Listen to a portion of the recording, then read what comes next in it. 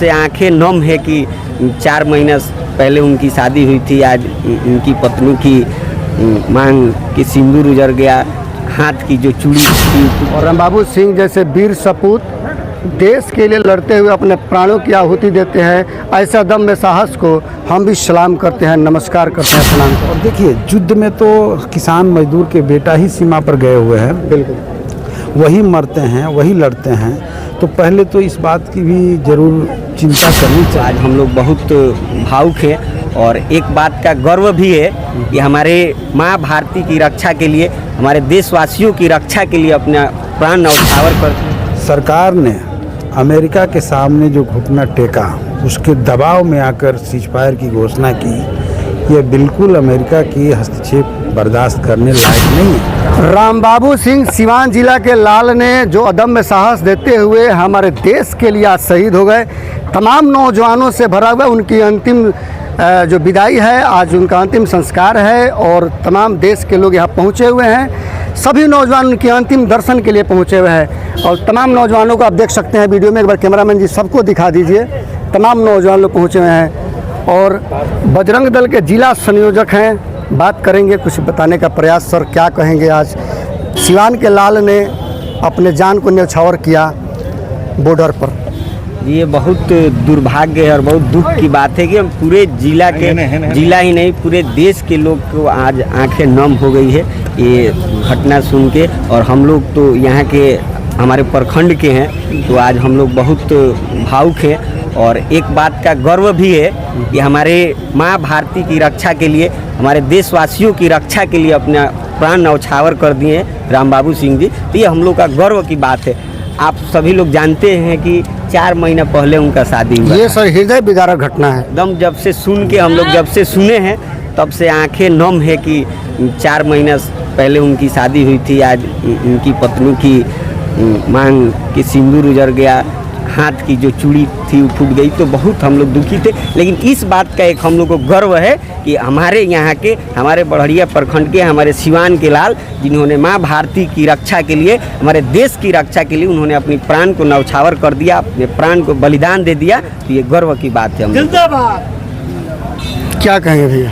देखिए, बहुत दुख की बात है, दुख के साथ साथ गर्व का भी बात है कि भारत पाकिस्तान के युद्ध में हमारे सिवान से हमारे भाई हैं, बड़हरिया के हैं तो हमारे भाई हैं। हमने आज एक भाई को खो दिया, इस बात का हमें गम है उनके परिवार के साथ साथ, और उनके परिवार के साथ पूरा सिवान नहीं पूरा देश खड़ा है और हर समय खड़ा रहेगा।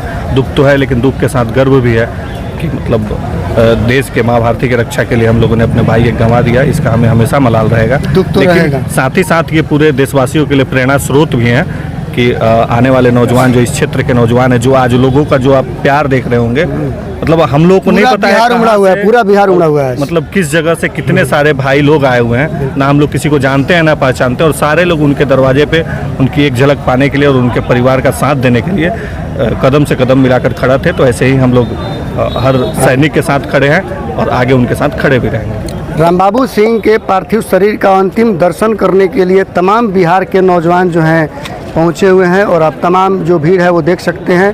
तिरंगे झंडे के साथ में यहाँ पर कुछ नौजवान पहुंचे हुए हैं और रामबाबू सिंह जैसे वीर सपूत देश के लिए लड़ते हुए अपने प्राणों की आहुति देते हैं, ऐसा दम में साहस को हम भी सलाम करते हैं, नमस्कार करते हैं, प्रणाम करते हैं। भैया तिरंगा आप लेके आए हैं, क्या नाम है? मेरा मुकेश कुमार। देश के लिए ये समर्पण 4 महीने पहले शादी हुआ था रामबाबू सिंह जी का, क्या कहेंगे?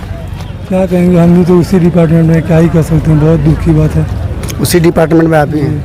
बहुत दुख की बात है, कुछ तो कह नहीं सकते। फौज से मतलब बिलोंग करते हैं? क्या माहौल था?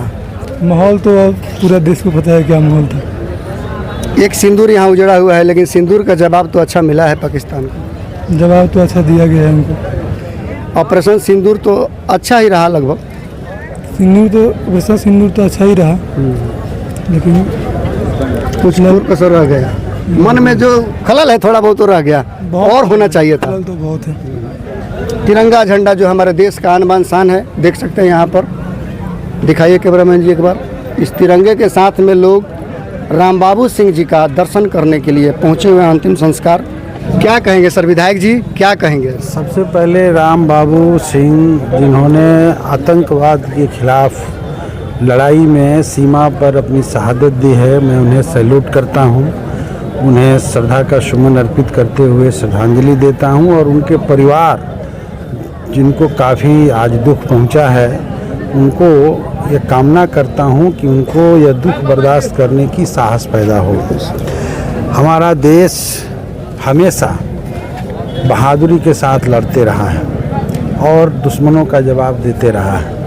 ये पहलगांव की घटना देश के लिए एक चुनौती भी था और बहुत दुखद था। बात सही है कि ये राजनीति का समय नहीं है। बिल्कुल हम लोग एक शोक श्रद्धांजलि सभा में अपने एक जवान को सलामी देने के लिए यहाँ पहुँचे हुए हैं, लेकिन इतना ज़रूर कहेंगे कि सरकार ने अमेरिका के सामने जो घुटना टेका, उसके दबाव में आकर सीजफायर की घोषणा की, यह बिल्कुल अमेरिका की हस्तक्षेप बर्दाश्त करने लायक नहीं है।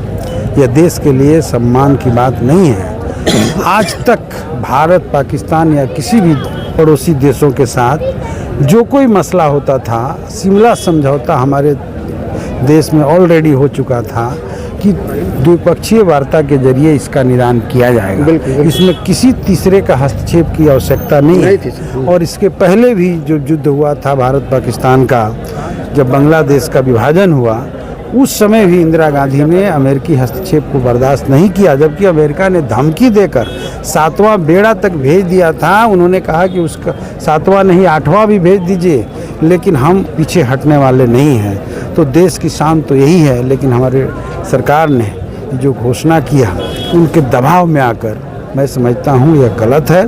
और देखिए, युद्ध में तो किसान मजदूर के बेटा ही सीमा पर गए हुए हैं, बिल्कुल वही मरते हैं, वही लड़ते हैं। तो पहले तो इस बात की भी ज़रूर चिंता करनी चाहिए